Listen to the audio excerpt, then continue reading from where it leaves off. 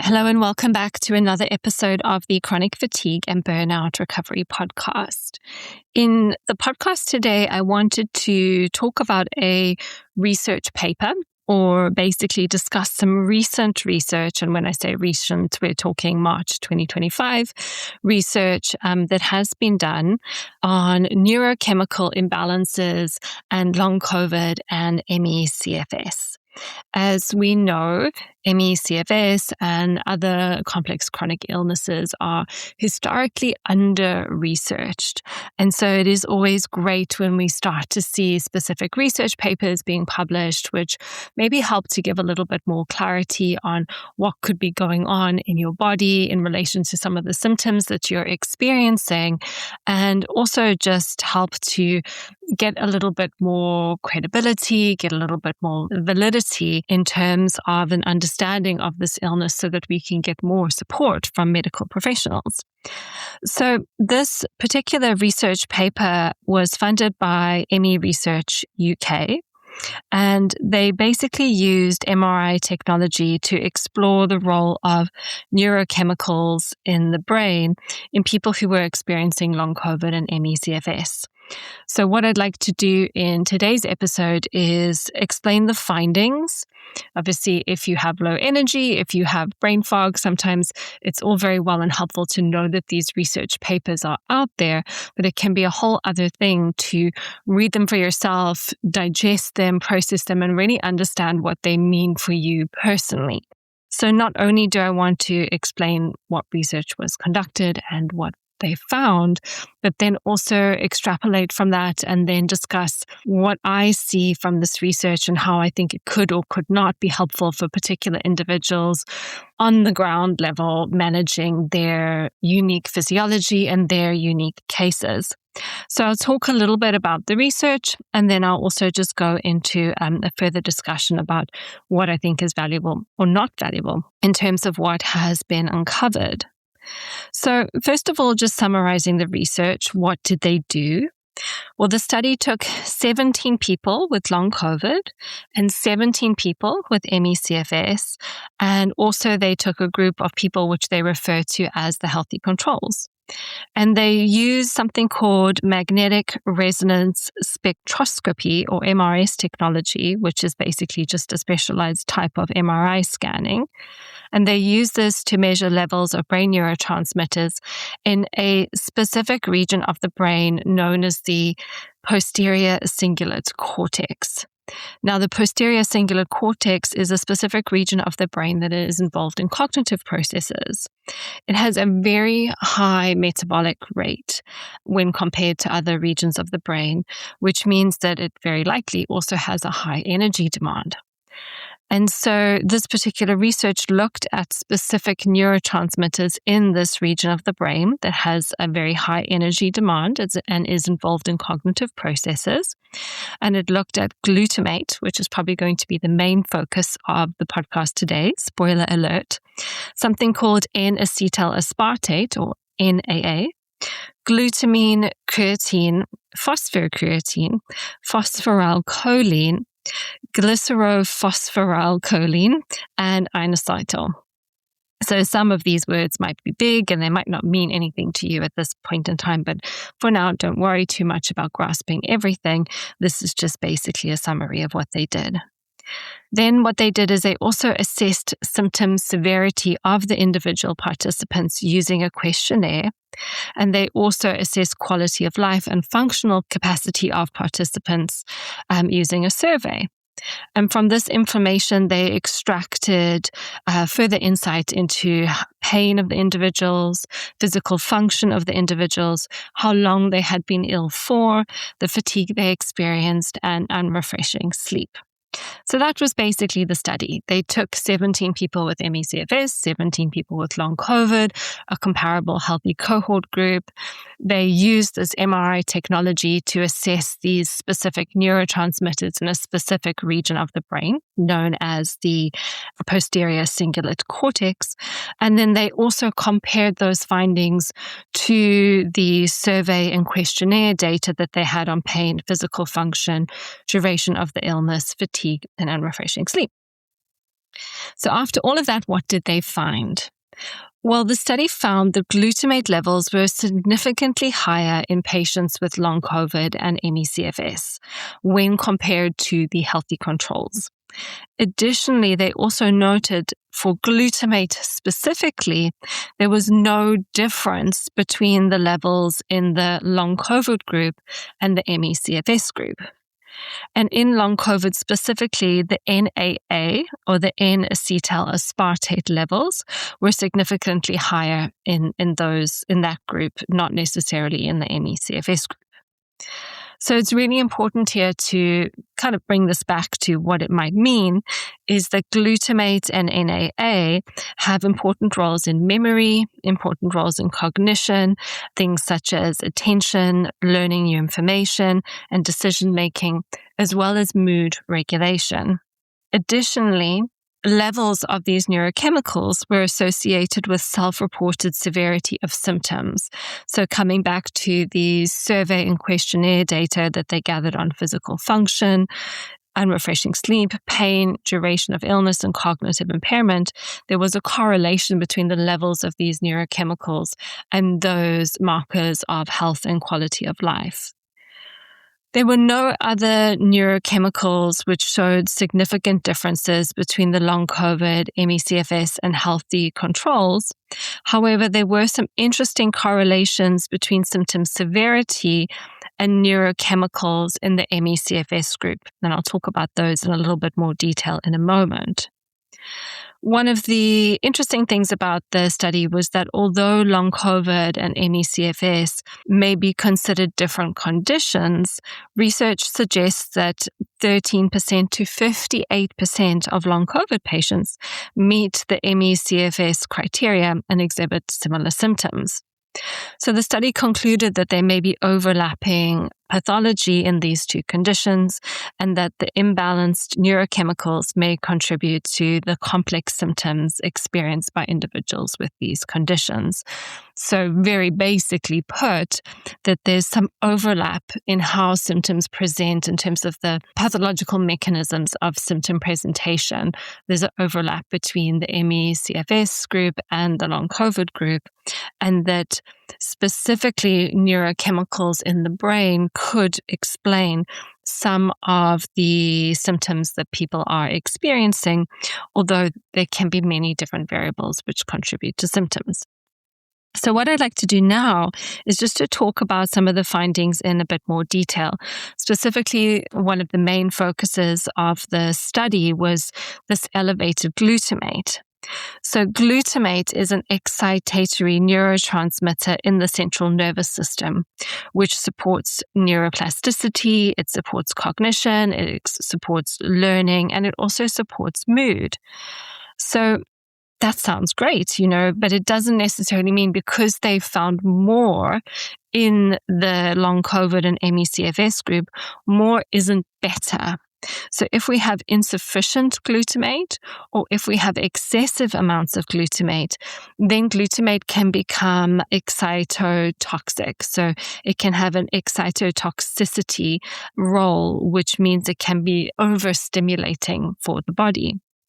And it's hypothesized that elevated levels seen in the two groups may be attributed to pro-inflammatory cytokines and activation of the glial cells, which are immune cells in the brain. And in other words, the higher levels may be associated with inflammation and neuroinflammation. So yet again, you may have heard me say this in the past when I've reviewed previous research papers. It isn't really telling us what we don't already know. I've spoken previously on this podcast about the role of inflammation and neuroinflammation in relation to symptoms, but it is creating research that potentially validates that hypothesis for that way of thinking. So that is always a good thing, I think, to have more support for the proposed mechanisms. So previous research has suggested that increased inflammatory cytokines may impact glutamate release, transmission, and metabolism, ultimately leading to higher concentrations in the brain. inflammatory cytokines may directly reduce the number of glutamate receptors on the glial cells in the central nervous system. And these cytokines may also decrease the activity of glutamate synthase, which means that this is a particular enzyme which breaks down glutamate. So we're not breaking down glutamate as well. So we've got inflammation, which is essentially driving increased release, increased transmission, and impacting the metabolism because it's not getting broken down. And then we also have a reduced number of receptors in the brain. So in simple terms, inflammation in the brain and the body may result in an accumulation of glutamate in the brain. And this starts to create a feed-forward cycle because we have inflammation. It's causing increased glutamate. Increased glutamate causes more glutamate to be produced, and this further triggers inflammation and cytokine production, which then further triggers more glutamate. So it's suggested that this positive feedback loop, which is what we would refer to this biochemically as, may be a contributing factor in the neuropathology of long COVID and ME/CFS. And so a simple way to understand this might be in a balanced system, we would have a signal, we would have a response to that signal, the signaling molecules get cleared, get broken down, and the system resets. In this type of dysregulated system, we have a continuous signal. There's poor clearing, there's lingering activation, and then we have an ongoing signal. So this sense of lingering activation, and this wasn't in the paper, this is just me trying to bring this information to real life for you, but the sense of lingering activation may show up in real life as this feeling of being wired, but also tired. Difficulty switching off mentally or difficulty with sensory activity, a sense that the brain is still switched on and processing, low-level restlessness of the mind and body, difficult relaxing, difficulty being able to rest, increased sensitivity to noise, light, or other types of stimulation, thoughts that feel a bit like you're more busy or things are more sticky than usual. There's a sense of underlying unease or activation, and noticing that it takes longer to feel like yourself after doing things. So irrespective of talking about glutamate and inflammation in the brain today, me just looking at that list, that's also what we would call stuck on physiology of the nervous system, or chronic sympathetic activation. And here it's maybe just highlighting that there is a lot of emphasis on the importance of supporting our nervous systems and creating down regulation and supporting more of a regulated nervous system. But sometimes that can be really difficult to do without also addressing underlying physiological processes. Yes, some people can do some somatic work, and obviously I'm trained in somatic experiencing. I do somatic work with my clients. Such a fan of somatic work. And so people can do that somatic work and they can downshift and they can feel really good from nervous system work alone. But sometimes there might also be these ongoing physiological imbalances which we want to support and address to also support the downshifting of the nervous system. And this is just one example of that. So then the next finding that I wanted to talk about was the elevated NAA. And so just a reminder that in this study specifically, they found in the long COVID group, there were higher levels of NAA compared to healthy controls. And it is suggested that this is a compensatory response due to lower brain metabolic efficiency.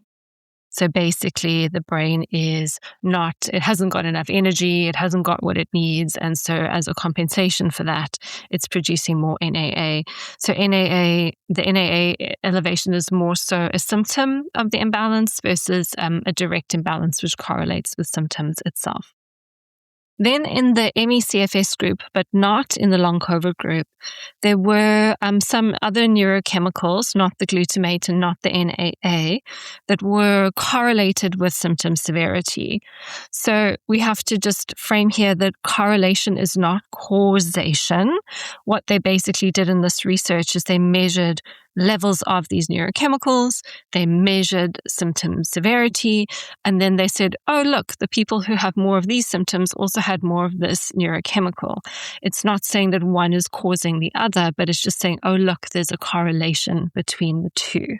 So the first, in relation to physical activity, there was a negative correlation between glutamate and physical activity in the long COVID and ME/CFS group.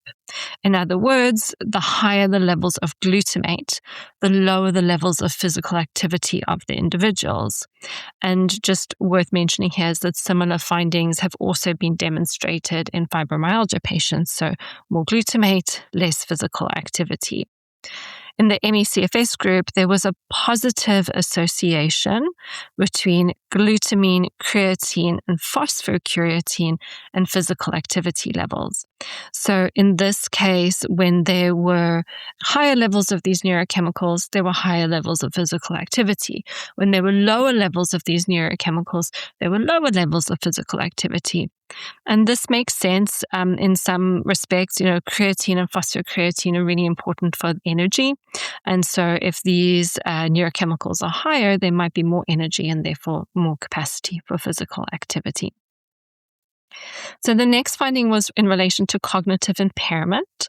And in the ME/CFS group, they found lower levels of creatine, phosphocreatine. Remember, I've just said that those are really important for energy. So lower levels were associated with more cognitive impairment, i.e. less brain energy, more cognitive impairment. And previous research has also suggested that cognitive impairment in ME/CFS may be due to depleted creatine levels. So again, we know that creatine can support that immediate energy system of the body, which might be something, there might be some sort of mechanism here. They obviously didn't research the mechanism, but we can hypothesize at least at this point in time. Then unrefreshing sleep. There was a negative correlation between creatine and unrefreshing sleep. So basically, the less creatine someone had, the more unrefreshing sleep they had. The more creatine they had, then maybe sleep was more refreshing. Then pain. Pain severity increased with increased inositol, and this has previously been reported in fibromyalgia. And then illness duration. It was found that the longer someone had been ill, the lower the glutamine and creatine levels. And that kind of makes sense given some of the other findings as well. And these neurochemicals are involved in multiple metabolic pathways, and decreased levels have been associated with neurodegenerative diseases. So here then, I just wanted to touch on this idea of the long COVID and the ME/CFS overlapping pathophysiology. This was one point that the study really wanted to highlight. So one of the important findings of this study was that there was no significant difference in brain neurochemicals between long COVID and ME/CFS groups. I would actually correct that, and I would say no difference in brain glutamate levels, because there were, in terms of some of the other neurotransmitters that were measured, there were differences. At first glance, that might not seem particularly striking. However, when considered alongside what we see clinically, it does become somewhat meaningful. It suggests that although these conditions may begin differently, so I know some people who have been diagnosed with ME/CFS may have been diagnosed after having a viral infection, but many people are not. And in long COVID, there's a definite infectious virus trigger. So they may not necessarily have the same, they may begin differently, but they share common physiological processes, in this case, the elevated glutamate. And this aligns with what many people experience, a similar pattern of symptoms, including fatigue, cognitive dysfunction, post-exertional malaise, and reduced functional capacity. So rather than viewing these as separate conditions, it might be more helpful to understand them as different entry points to a shared network of dysregulation. And this, I think, is something really important to mention, and I'm potentially going to stand up on my soapbox now, just because I've noticed with some of the things I've been sharing online, some people are quite defensive about how things are defined, how things are categorized. And I get where this comes from. I recently posted a blog as well as a podcast, which the title of which was "Not All PEM is the Same." And I talked in the podcast about these 3 different types of PEM. And especially online, when people can comment, there was a lot of pushback on that, saying, well, actually, only one of these is actually PM, and you're misleading people. And the first one is exercise intolerance, and that is true to a degree. Very, very true. But if I had called that post something else, if I hadn't said not all PM is the same, if I had said there are 3 different ways you can respond to exercise or something like that, not as many people would have seen it. Not that I need people to see my stuff for any for my ego or for my own validation, but I want people to see my stuff because I believe in the information I'm putting out into the world. And when people saw that post, it had, especially the post on Instagram, there was a podcast as well and a blog. There was a lot of people who commented on it, a lot of negative comments, but then also a lot of positive comments. And people saying, wish someone had explained this to me 3 years ago. I wish I had known that information when I was unwell. It would have really helped me make sense of how I was relating to exercise. So sometimes when we want to have things, appropriately classified and appropriately defined, and we want to put everything in a really nice little neat box, it can actually be limiting in terms of our understanding of ourselves and then how we support our body through this illness experience. And so in the case of the PEM podcast that I did and the blog and the post, it was really just understanding if you respond like this to exercise, this is the type of support that you need. If you respond like that to exercise, these are the things you should focus on.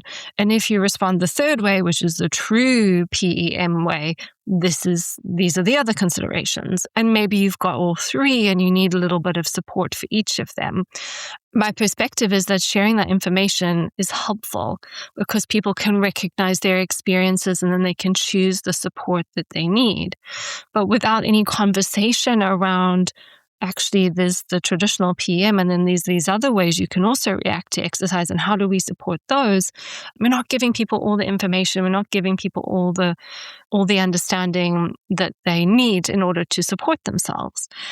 And so coming back to now in relation to this particular piece of research, and this idea of, and I'll just repeat what I said because it's written here in front of me, which is it may be helpful to understand ME/CFS and long COVID as different entry points into a shared network of dysregulation. So if we say, well, you've got ME/CFS and you've got long COVID, you are different because you have different diagnoses, and therefore we do the ME/CFS things for you and we do the long COVID things for you, that actually limits us because it limits the possibility that these conditions are basically different flavors of similar mechanisms that are happening in the body. And it's more helpful if we understand the underlying mechanisms and address those underlying mechanisms. And when I'm working with individuals one-on-one, I'm doing this on a N=1 level. Who is the individual in front of me and what are their mechanisms, not just the ME mechanisms or the long COVID mechanisms. Who's in front of me? What's going on in their body based on all the possible things that could be going on? And that's what this paper actually really helps to highlight, is that if we are able to understand the underlying mechanisms, then we have more opportunity for support. And so in the case of this network of dysregulation, the network is immune signaling, the network is nervous system dysregulation, the network is energy metabolism, and the network is brain chemistry. And all of these things might need supporting whether someone has ME or whether someone has long COVID. And again, also on the individual level based on how they present. So from this perspective, it's less about identifying a single cause and more about recognizing how multiple systems interact and influence one another over time. As I said already, the inflammation drives the glutamate up. Then we get more inflammation. Then we get more glutamate. Then we get this excited nervous system. So the way of thinking about this can be helpful. Also, this way of thinking can be helpful because it moves us away of trying to fit symptoms into rigid categories, like I've already mentioned with the PAM example, and instead supports a more individualized and systems-based approach to understanding care. And that is the approach I use with my clients. It is individualized, it is systems-based. We're looking at who is the person in front of me, what have they got going on in their body, and how do we support that irrespective of their diagnosis. So then it is appropriate here to just discuss the study limitations. So no research is perfect. No person is perfect. I'm definitely not perfect. And therefore, it's normal for each study to have its limitations. Although the conclusions from this paper feel very promising, it's important to understand this was a preliminary study. The sample sizes were relatively small, only 17 people in each group, and it focused on one region of the brain. What does that mean for other regions of the brain? We don't know. The study also acknowledges that MRS cannot distinguish between extracellular, outside the cell, and intracellular, inside the cell, glutamate pools. So an increase in central nervous system glutamate could reflect changes in intra and extracellular glutamate, and we don't have that information. So let's come now to the bigger picture. And this is not in the paper. This is Anna telling you what she thinks. So despite the research limitations, the study helps us see possible mechanisms which explain symptoms. But what we also see is the interplay between different systems, as I've mentioned already: brain signaling, immune activity, energy production, and nervous system regulation. This reinforces that symptoms can be multifaceted and why approaches that focus on one layer can feel incomplete.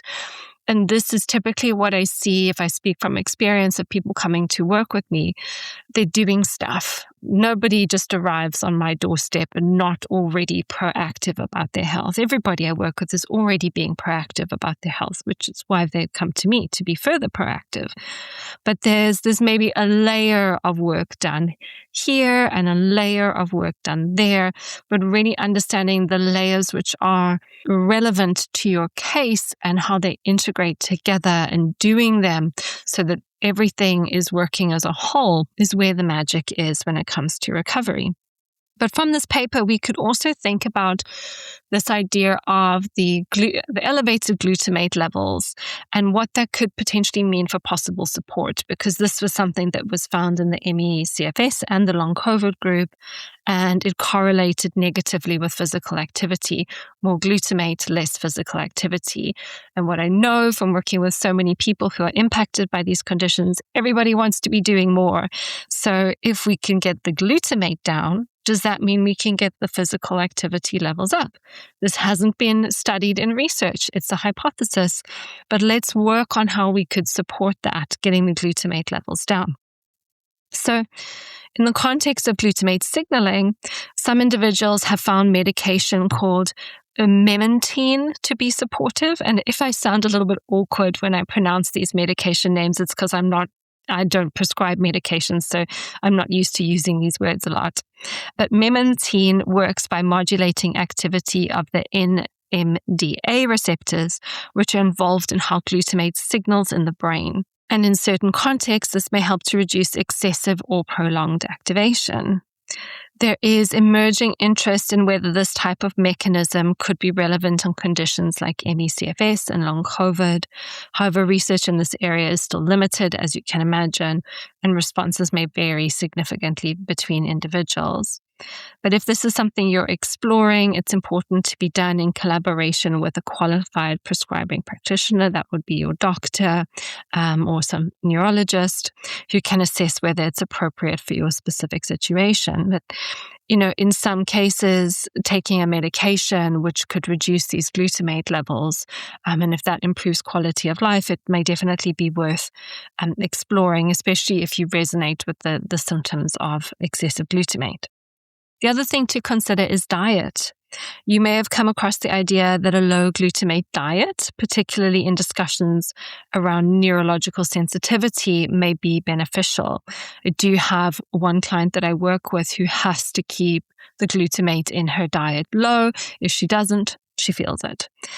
So for some individuals, this can be genuinely helpful, especially where there appears to be heightened sensitivity to more stimulating inputs. In clinical practice, there are cases where temporarily reducing foods higher in glutamate can support a reduction in symptoms such as sensory overwhelm, cognitive fatigue, anxiety, that wired but tired feeling. It's important to acknowledge it's not a universal approach. Not everybody with long COVID and ME/CFS needs to follow a low glutamate diet. And so therefore it should ideally be explored with someone who's a trained professional so they can guide whether or not it's appropriate for you. Glutamate is a naturally occurring amino acid, and it's found in many nutrient-dense whole foods, and most people will be able to process it without any issues. But removing large categories of food unnecessarily can be stressful psychologically and physiologically, and it can reduce overall diet diversity. So that's something we want to be mindful of. Then what about supplements? There are some supplements which can potentially influence glutamate signaling by supporting the conversion of glutamate into actually more calming neurotransmitters such as GABA. There are also others that help to regulate the receptor activity. We talked about the inflammation reducing the receptor activity, or just supporting some of the broader systems involved, such as energy production, inflammation, and the nervous system. So in clinical practice, things like magnesium, vitamin B6, glycine, and taurine are often considered, and also compounds like N-acetylcysteine may influence glutamate pathways through its role in the antioxidant systems and glutathione systems. Remember that supplements are supplementary to a good diet, blood sugar control, pacing, nervous system self-care. And sensitive individuals may react to supplements, and therefore any supplements should be taken under the care of someone who knows your case and who is qualified to advise on your case. So we've talked through medications, we've talked through dietary changes, we've talked through supplements, but then I think it's really important to zoom out a little bit and look at this concept of targeted support versus the bigger picture. Although targeted support can be helpful and in some cases very necessary, the study actually highlights the inflammation as one of the possible contributors to the changes in glutamate signaling. And inflammation doesn't just happen in isolation. It can be influenced by a combination of factors like your diet, like your stress levels, like your nervous system, but also nutrient deficiencies, blood sugar imbalances, what's happening in the gut, possible infections, toxin exposure, unresolved trauma, ongoing stresses, heavy metals, mold, and poor pacing.